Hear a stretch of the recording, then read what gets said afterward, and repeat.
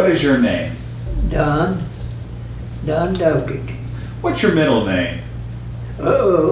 Fauntleroy. How did you get that name Fauntleroy? Huh? How did you get that middle name Fauntleroy? Fauntleroy? Nobody else wanted it. No, my daddy stuck that on me.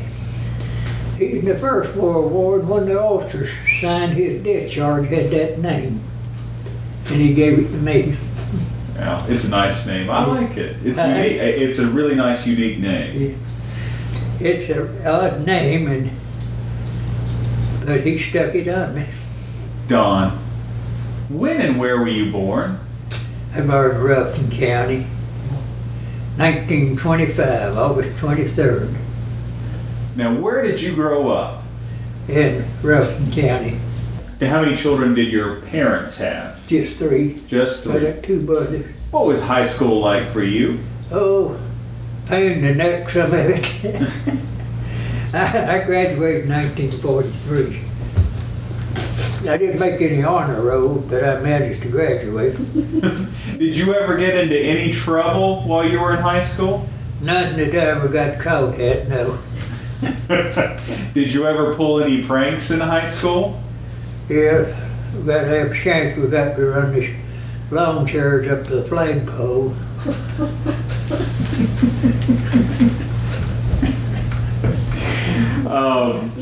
We did that about every Halloween. Had lawn chairs, you just old wooden chairs. Tie them on hit the flagpole, tie them on the flagpole and run the lawn chairs up the flagpole. How old were you when you joined the military?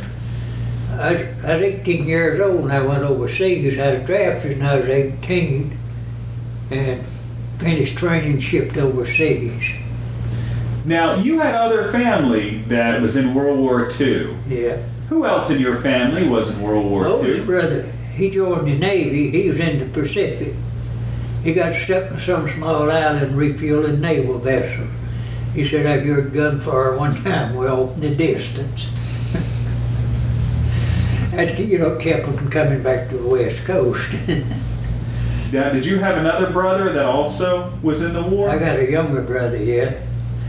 He served in Europe in ATO occupation. They taught him to be a machinist. They didn't teach me anything. I know how to walk and shoot a rifle when I went in the Army, mind you. Somebody said, why don't me teach you? I didn't know that thing. What? I said, I could shoot a squirrel's head off with a .22 rifle when I went in the Army, and I knew how to walk. I didn't have much to learn, did I? Where did you do your basic training at? And Georgia, Camp Wheeler, Georgia. After basic training, what did you do next?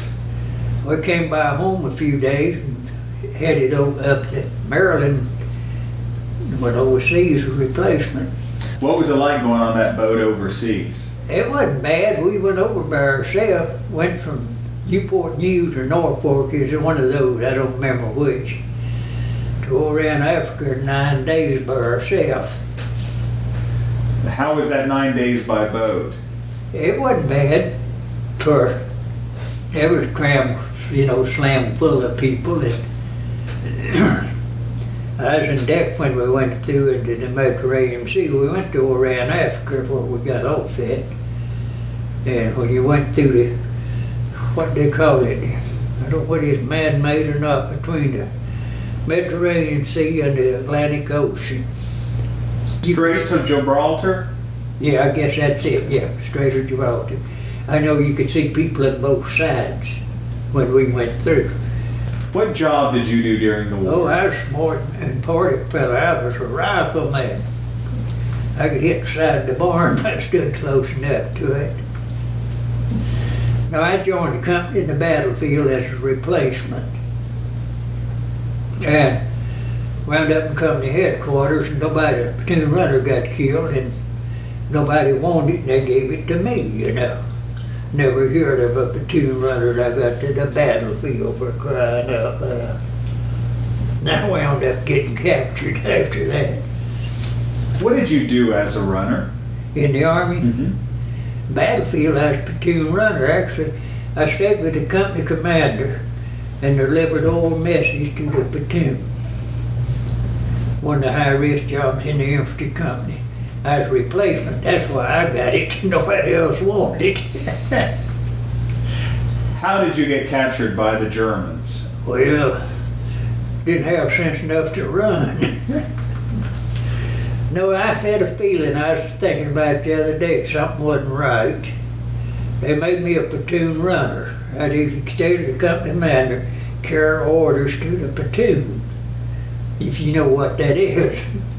Anyway, nobody wanted it. Give it to me. I was a replacement. What you rank? But private. Supposed to be a first class company first sergeant. Reminded the company commander he's something to the effect they'd take care of it later, but my discharge got private out of it anyway. I got the job as a replacement. Nobody wanted one of the most high-risk jobs in the infantry company. It bogged down, you know, under heavy fire. They got trying to take what protection old Mother Nature gives them. I got to wait up there and tell them to back it up or move forward or whatever, you know what I mean.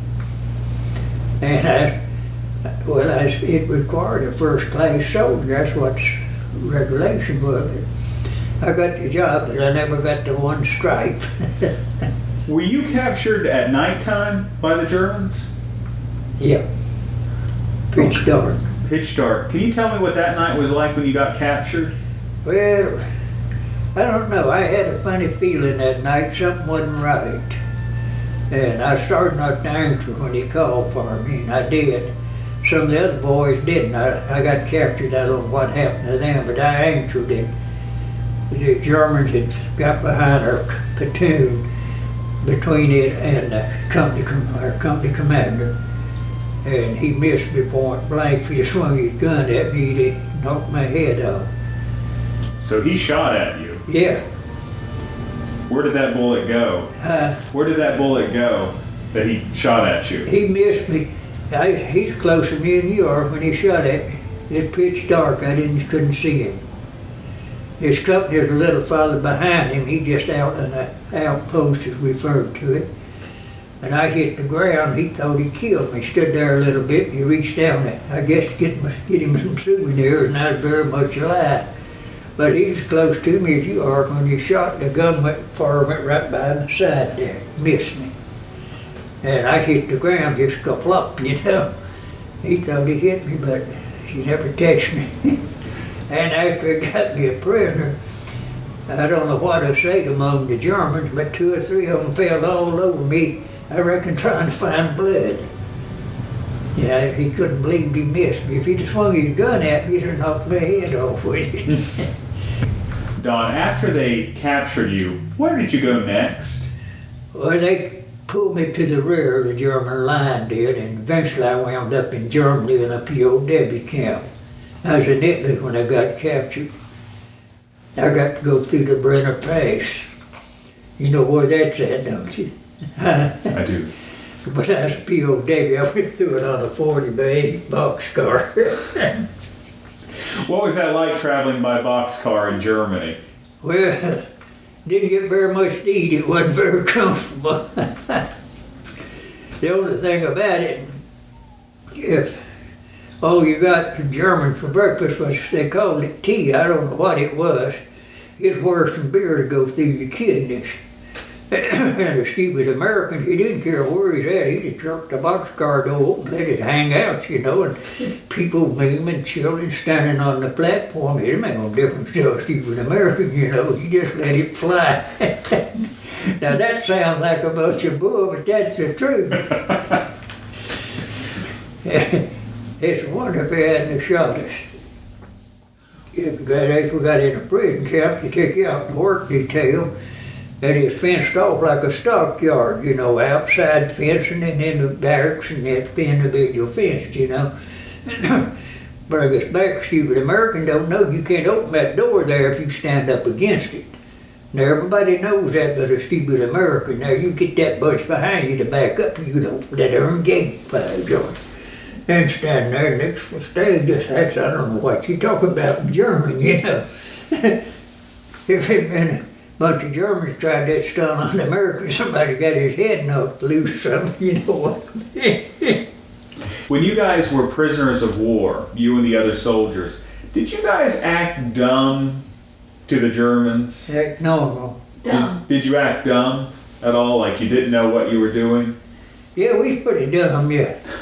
We didn't have sense enough to know you couldn't walk up to that door and open it if you didn't stop close enough back here, back from it. Now, take us out to work. Of course, Americans didn't know how to do nothing. I don't care what it was, he didn't know how to do it. Americans got a machine to do it.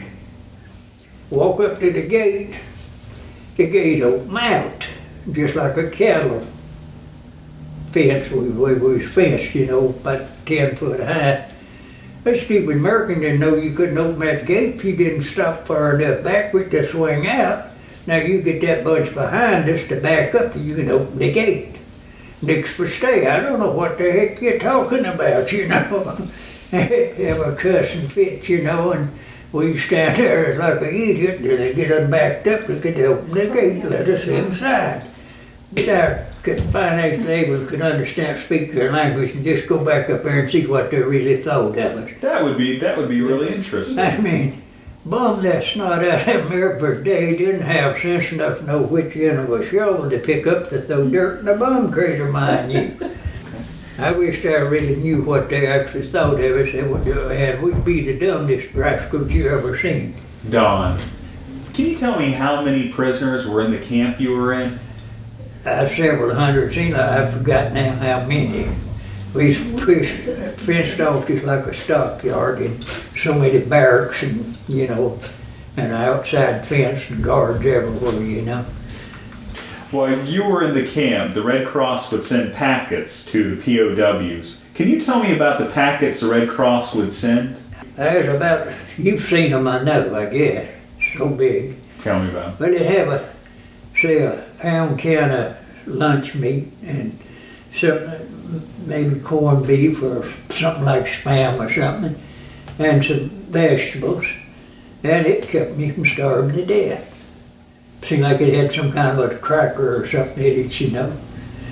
But it's crammed full of food that you could just eat. You didn't have to prepare it. See, the fact of the matter, Red Cross didn't give us anything. The government paid for it, shipped it through under the banner of the Red Cross, you know what I mean. But it saved us from starving to death. For we got very little to eat from the Germans, and fact of the matter, they didn't have very much to eat themselves when the war was over. We pretty well destroyed everything they had. Did the prisoners ever trade with the Germans for food or anything like that? Yeah, we did. There's 5 packs of American cigarettes in it, and 2 or 3 5-cent bars of Ivy soap, face soap. Now they didn't have soap or tobacco. Now you could trade it for bread. We'd trade it for a fresh loaf of bread. Stick it down our britches leg. Of course the guard knowed we had it. SS would search us once in a while and take it away from us, but the regular army, they knew if they took it, we might have kicked him off in the boxcar or something. We'd pass a hat when we got back to camp, everybody throw in a couple of American cigarettes, and the guard divide them cigarettes. Or sometimes they'd beg us to bring them soap. Asked them what he want with soap. Said his girlfriend wanted some soap. Now they didn't have chemicals to make soap out of. Now that sounds very simple, doesn't it? But it's Ivy soap, what is in those Red Cross packets, a little 5-cent bar Ivy soap.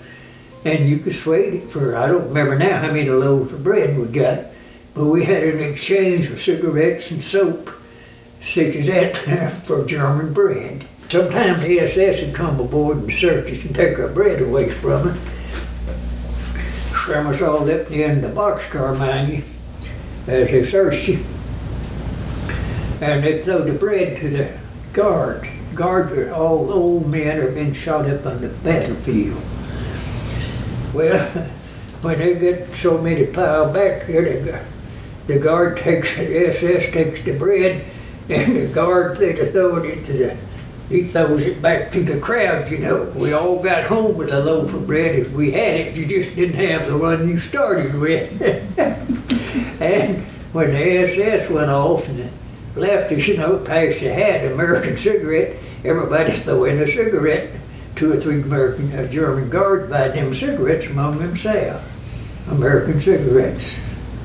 That's kind of hard to believe, isn't it? But everywhere I was ever at, people loved a good old American cigarette. Did they make you do work while you were in the camps?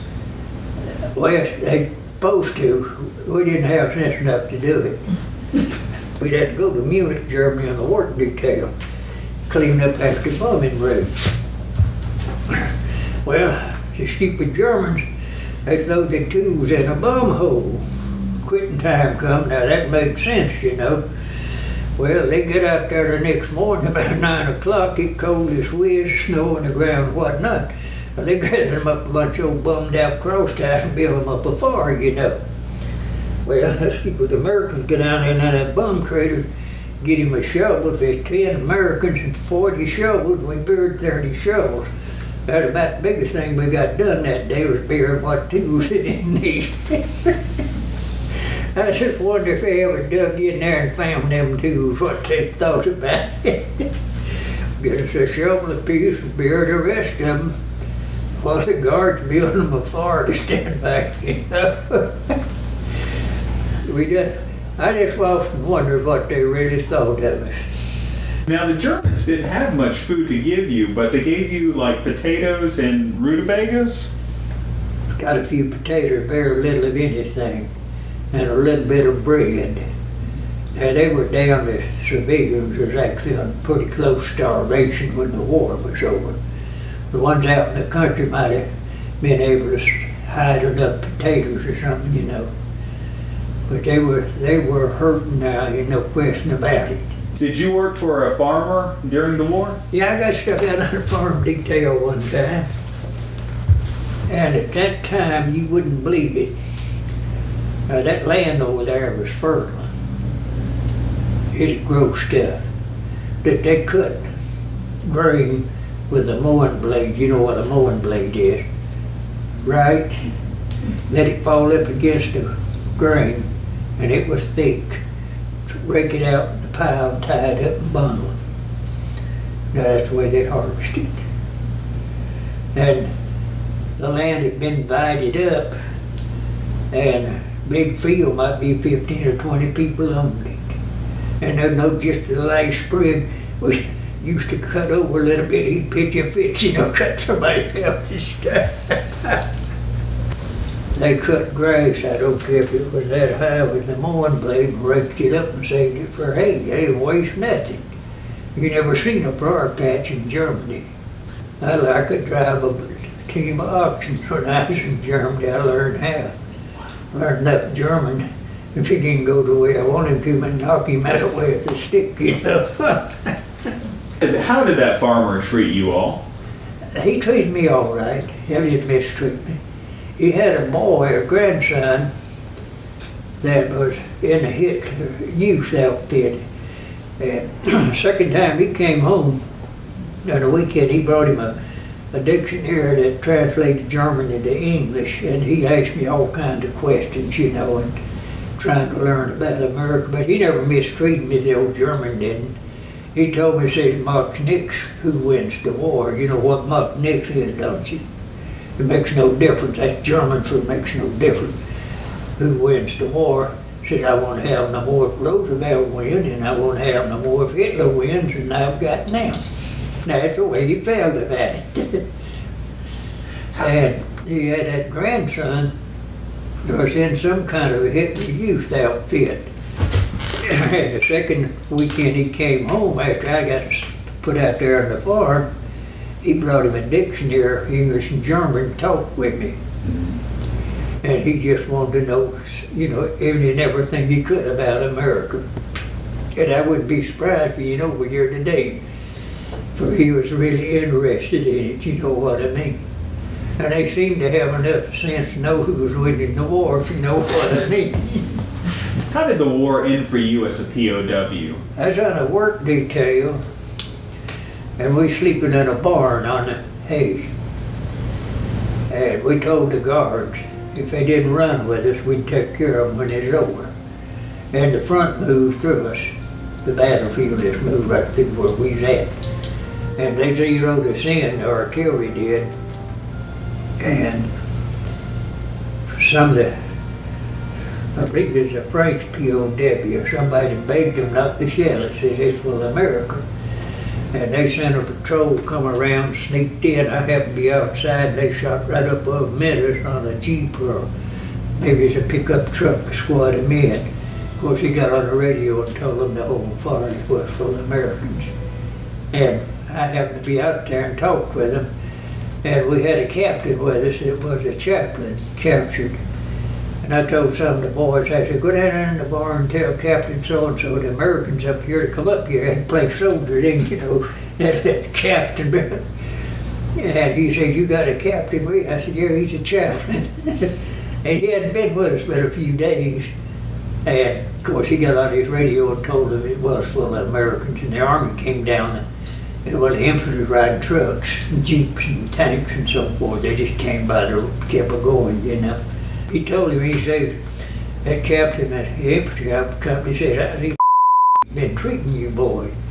He said, well, we ain't had much to eat, but that's not necessarily their fault. Said, we told them they didn't run with us, we'd take care of them. He said they didn't run, I'll take them POWs. And he called and brought trucks up and loaded them up. I just wondered, woke up the other night dreaming about it, just wondering what those Germans, what if they got back to the family, and they probably did, pretty close to the end of the war, what they told their families that we actually saved their lives. And we told them about starved to death, they'd have shot every one of them, you know what I mean. After you got freed, being a prisoner of war, what did you do next in the Army? Did they send you home? We came home, yeah, was discharged. See, the war was over when they overran Germany. And we came home and they gave us a 60-day furlough and came back to Fort Bragg. And, well, they sent us pretty well back to our home states. And they asked me, after I had 60-day furlough, said, where do you want to come back to Fort Bragg or go to Florida, Miami, to a rest camp? I think to myself, I always did want to go to Florida. So I spent 10 days in Miami, Florida, in the Hotel Sand on the beach. Had a room look right out over the ocean, you know. I think I always did want to go to Florida, so I got discharged from Camp Blanding, Florida, down at Jacksonville. So I spent 10 days in the Hotel Sand. I don't remember how many stories I was up. But on the seaside, open the door and get a good sea breeze, you know. I bet during the war, while you were a POW, your family was worried about you. Did you ever use the Red Cross to send messages back home for you? They knew where I was at through the Red Cross. They did. How did they know that? Well, they made contact us in prison, and it's kind of an international agreement. The Red Cross were POWs, but they got our names, and they were notified, my family was, through the American Red Cross that I was a POW. Did you remember that the Red Cross sent Grandma telegrams and you said, tell Gladys I'm okay? Yeah. Yeah, I've got those copies. You have? Yeah, I saved them. Yeah. Their mother and I was friends. I never wrote her a love letter, but I did stay in contact with her what time I was overseas.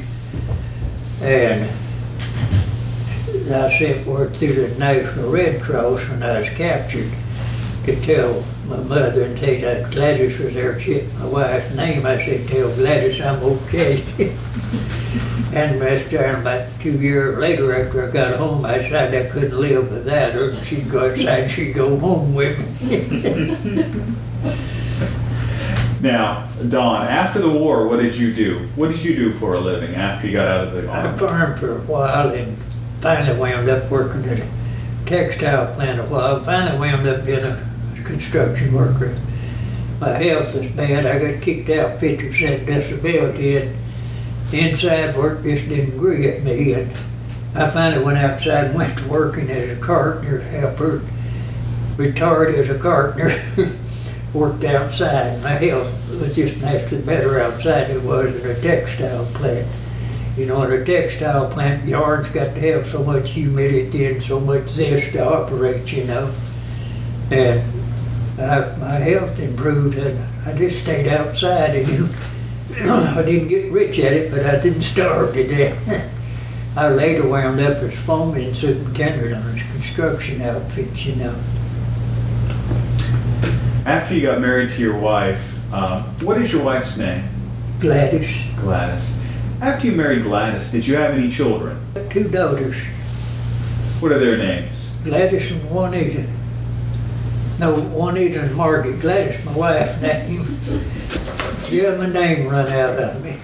Dawn. Were they good girls?